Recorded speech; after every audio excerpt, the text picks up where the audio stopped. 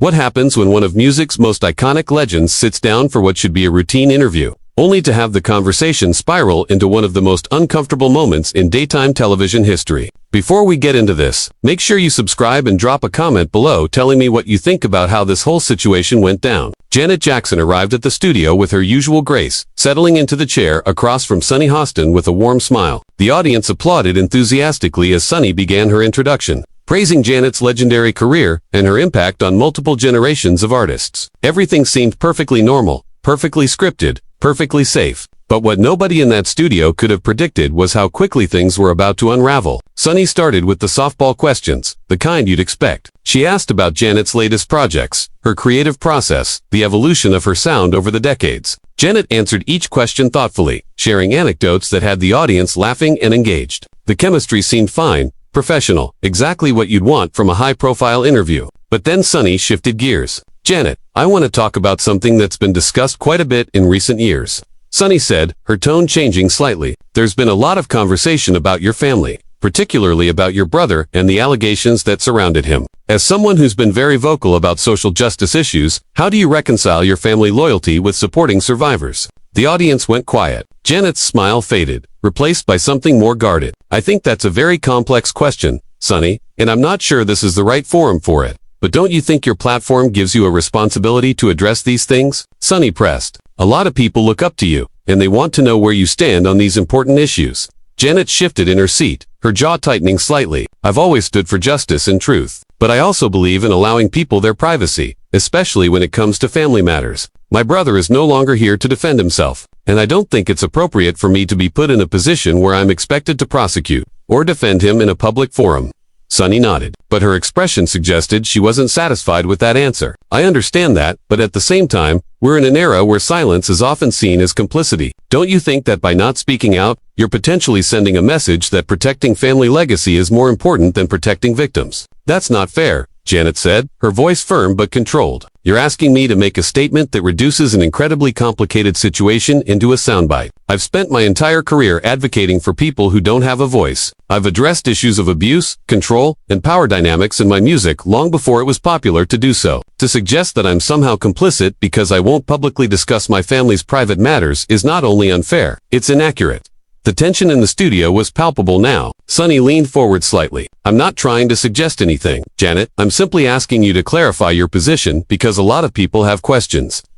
"What you're doing is trying to trap me," Janet replied, her tone sharper now. "You're framing this in a way where no matter what I say, it will be twisted into something it's not. If I defend my family, I'm dismissing victims. If I don't defend my family, I'm betraying them. There's no winning in this scenario, and I think you know that."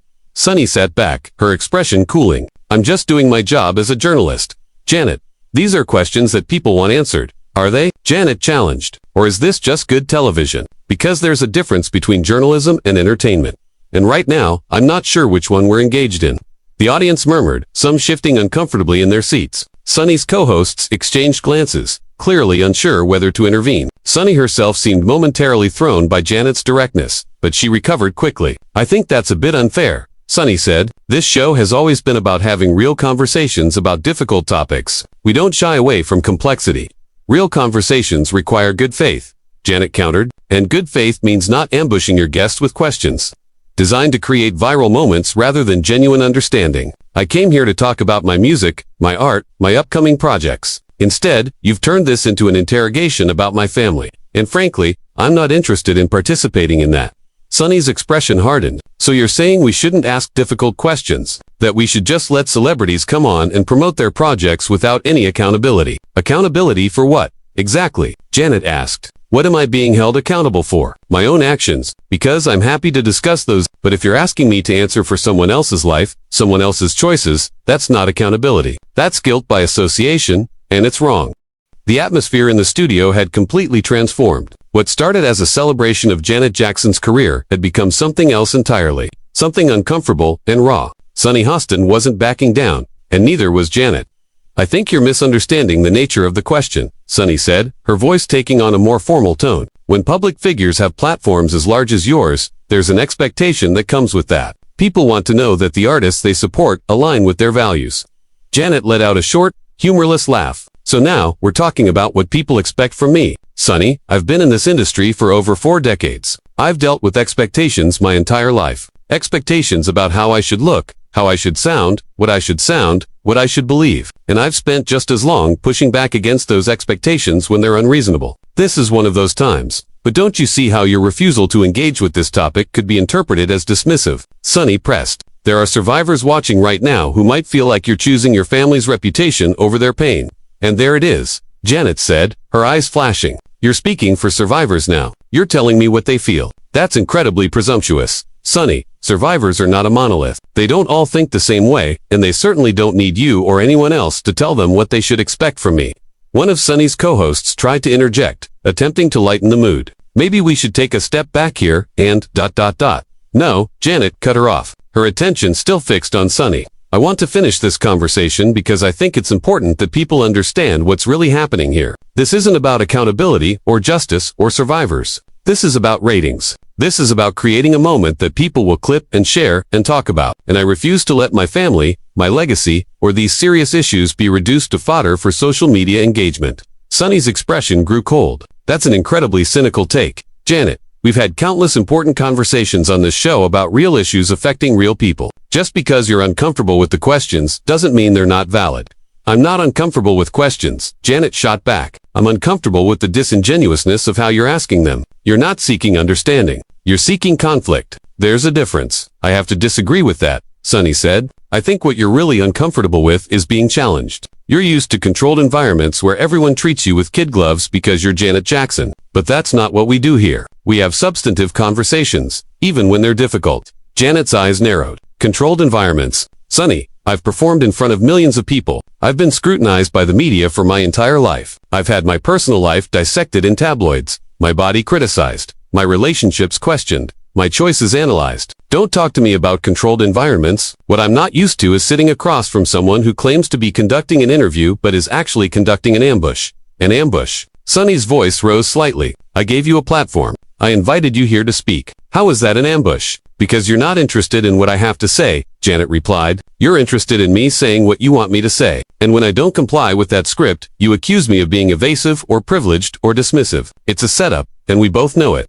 The audience was completely silent now, watching the exchange like a tennis match. Some looked uncomfortable, others fascinated. The cameras kept rolling, capturing every moment of the escalating confrontation. Sonny leaned back in her chair, her arms crossing slightly. I think you're projecting here. Janet, I asked you a straightforward question about a topic that's been widely discussed in the media. If you don't want to answer it, that's your choice. But don't blame me for asking. It wasn't straightforward, and you know it, Janet said. You framed it in a way that made any answer I gave problematic. That's not journalism. That's entrapment. Sonny repeated, her eyebrows raising. That's quite an accusation. It's quite an accurate description of what you're doing, Janet countered, and I think the people watching can see it for themselves. They can decide whether this is a good faith conversation or a gotcha moment disguised as journalism. Sonny's jaw tightened. You know what, Janet? I've interviewed hundreds of people on this show. Politicians, activists, celebrities, authors, and most of them have the courage to engage with difficult topics without accusing me of having ulterior motives. Maybe they felt they were in a safe space to do so, Janet said quietly. Maybe they felt like you were actually interested in hearing their perspective rather than scoring points. I don't feel that way right now. I feel like I'm being used. Used. Sonny's voice carried an edge now. You came on this show to promote your work. We gave you that platform. If you feel used, maybe you should examine why you're so defensive about this particular topic. Janet stood up abruptly, the microphone still clipped to her collar. And there it is again. More implications. More suggestions that my boundaries are somehow evidence of guilt or complicity. I'm done with this, Sonny. I came here in good faith. And that faith has been violated. The studio erupted in shocked murmurs. Sonny remained seated, her expression a mixture of surprise and something else. Something harder to read. Janet, I think you're overreacting. No? Janet said firmly, beginning to remove her microphone. I'm reacting appropriately to a situation that never should have happened in the first place. The producer rushed onto the set, trying to de-escalate the situation, but Janet held up her hand to stop them. She kept her eyes on Sonny, waiting to see if the host would say anything else. The audience sat frozen, phones likely recording every second of what was unfolding before them. Sonny finally stood as well, her professional composure cracking slightly. Janet, please sit down. We can move on to something else if you're uncomfortable. If I'm uncomfortable, Janet repeated, incredulous. Sonny, you don't get to push someone to their breaking point and then act surprised when they break. You knew exactly what you were doing with those questions. You knew they were designed to corner me.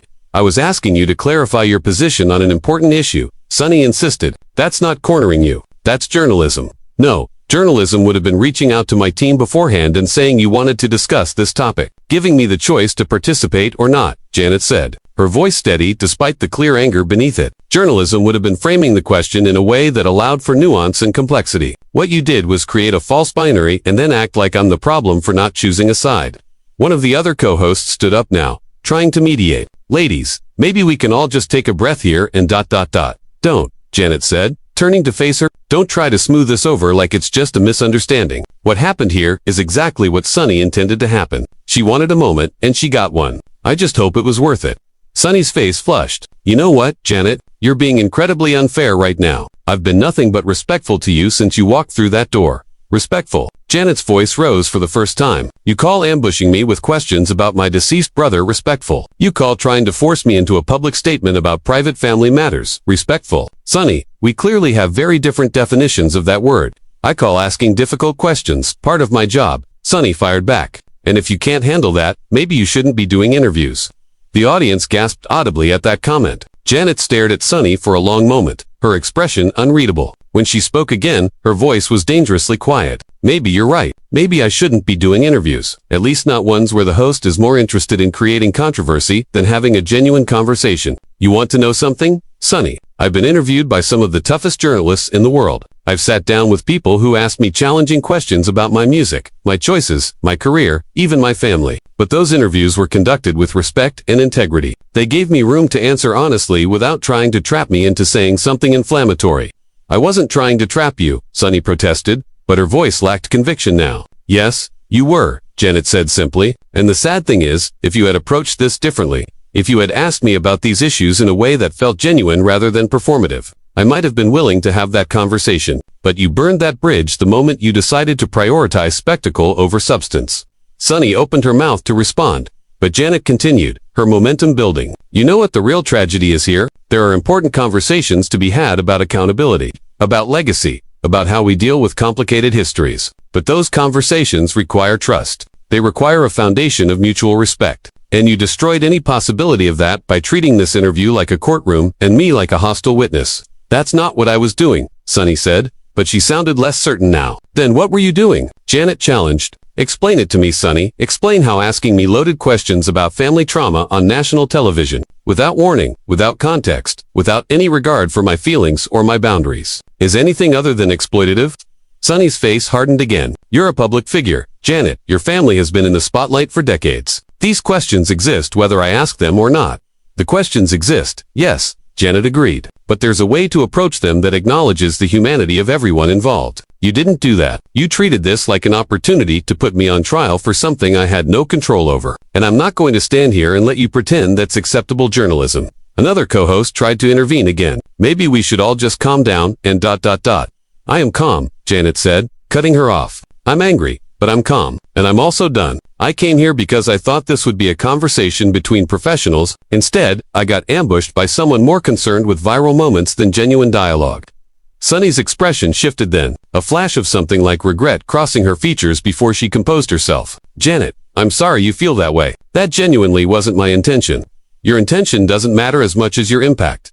Janet replied, and the impact of what you did here is that you've made it clear that this show is not a safe space for honest conversation. It's a place where people come to be put on the spot and made to feel uncomfortable for the entertainment of others. That's not fair, Sunny said, her voice rising again. We've had plenty of meaningful conversations on this show. Maybe you have, Janet said, but this wasn't one of them. This was an interrogation disguised as an interview, and I refuse to participate in it any longer. She finished removing her microphone and handed it to the stunned producer standing nearby. The studio lights felt harsh and unforgiving as she turned toward the exit. Sunny called after her. Janet, if you walk off this stage, you're proving my point. You're showing that you can't handle being challenged. Janet stopped and turned back slowly, her expression ice cold. No, Sunny, if I walk off this stage, I'm proving that I have self-respect. I'm proving that I won't allow myself to be manipulated for ratings. And I'm proving that there are some lines that shouldn't be crossed, even in the name of journalism.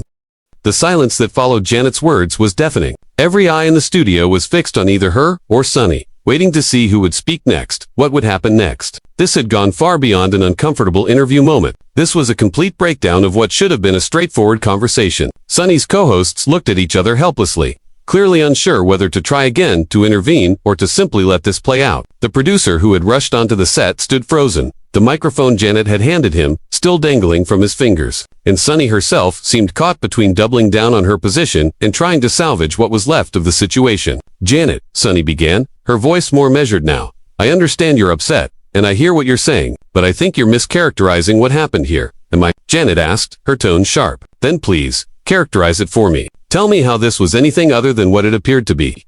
Sunny took a breath, seeming to choose her words carefully. "I asked you a question that many people have wondered about. I gave you an opportunity to address it on your own terms. If you felt it was unfair, you could have simply said you didn't want to discuss it and we would have moved on. That's disingenuous, and you know it." Janet responded immediately. "The way you framed that question made it impossible to decline without looking guilty of something. You know how media works, Sunny. You know that refusing to answer can be just as damaging as saying the wrong thing. You put me in an impossible position and then blamed me for not navigating it gracefully." "I disagree," Sunny said, but there was less fire in her voice now. "I think you could have handled this differently. And I think you could have as well," Janet countered. "You could have approached this with empathy. You could have acknowledged the complexity of family relationships and trauma. You could have framed your question in a way that didn't feel like an attack. But you didn't do any of those things. You went straight for the jugular, and now you're surprised that I'm bleeding." The metaphor hung in the air between them. One of the co-hosts shifted uncomfortably in her seat, clearly wanting this to end, but not knowing how to make that happen without making things worse. Sunny's expression hardened again. "I think you're being overly dramatic about this. Janet, I asked you one question, and you've turned it into this whole thing about respect and boundaries, and journalism ethics. One question can do a lot of damage," Janet said quietly, "especially when it's the wrong question asked in the wrong way at the wrong time, and especially when the person asking it refuses to take any responsibility for how it lands." "I'm not refusing to take responsibility," Sunny protested. "I'm simply saying that I don't think I did anything wrong." "And that right there is the problem," Janet said, shaking her head. "You don't think you did anything wrong. You asked an invasive question about a painful subject without any warning or context. And when I pushed back, you made me the villain. You don't see any issue with that." Sunny opened her mouth to respond, then closed it again. For a moment, she looked genuinely uncertain, like maybe some part of what Janet was saying was getting through. But then her professional mask slipped back into place. "I think we're going to have to agree to disagree on this," Sunny said finally. Janet let out a bitter laugh. "That's your takeaway from all of this. Agree to disagree. Sunny, this isn't about a difference of opinion. This is about professional conduct. This is about basic human decency. You can't just dismiss it as a disagreement." "Then what do you want from me?" Sunny asked, frustration creeping into her voice. "What would make this better?" "An acknowledgement," Janet said simply. "An acknowledgement that maybe, just maybe, you could have handled this better. That maybe your approach wasn't as fair or as neutral as you thought it was. That maybe I have a right to be upset about how this went down." The two women stared at each other across the stage. The audience watched, transfixed, as this battle of wills continued to unfold. Somewhere, a camera was still recording, capturing every moment of this extraordinary confrontation. Sunny's jaw tightened. "I stand by my questions, Janet. I stand by my approach. If that makes me the bad guy in your eyes, then so be it." Janet nodded slowly, as if this response confirmed everything she had been saying. "Then I guess we're done here." She turned toward the exit once more, her movements deliberate and unhurried, despite the tension radiating through the studio. Sunny remained standing at her seat, her expression unreadable now, watching as Janet walked away. "Janet," Sunny called out one last time, her voice carrying across the silent studio. "I hope you realize this will be the story. Not your music, not your projects. This moment, right here." Janet paused at the edge of the stage, her back still to Sunny. When she spoke, her voice was clear and strong, projecting across the entire space. "You know what, Sunny? I'm okay with that, because this moment shows something important. It shows that I'm willing to stand up for myself. It shows that I won't be bullied or manipulated or cornered into saying things I don't want to say. And it shows that I value my dignity more than I value good publicity. If that's the story people take away from this, I can live with that." With that, Janet Jackson walked off the stage, leaving behind a stunned audience, a conflicted panel of hosts, and one of the most explosive interview moments in recent television history. The cameras kept rolling for a few more seconds, capturing Sunny's face as she processed what had just happened, before finally cutting to commercial. The thing is, both of these women had points. Janet was right to defend her boundaries and to call out what felt like an ambush. But Sunny was also right that public figures face questions about difficult topics, and sometimes those questions are uncomfortable. The real issue was how it all went down. the lack of communication beforehand, the way the question was framed, the escalation that followed. This could have been a meaningful conversation about legacy and accountability and family complexity. Instead, it became a fight about respect and professional conduct and the line between journalism and entertainment. What do you think? Was Sunny out of line for asking that question, or did Janet overreact? Make sure you subscribe to this channel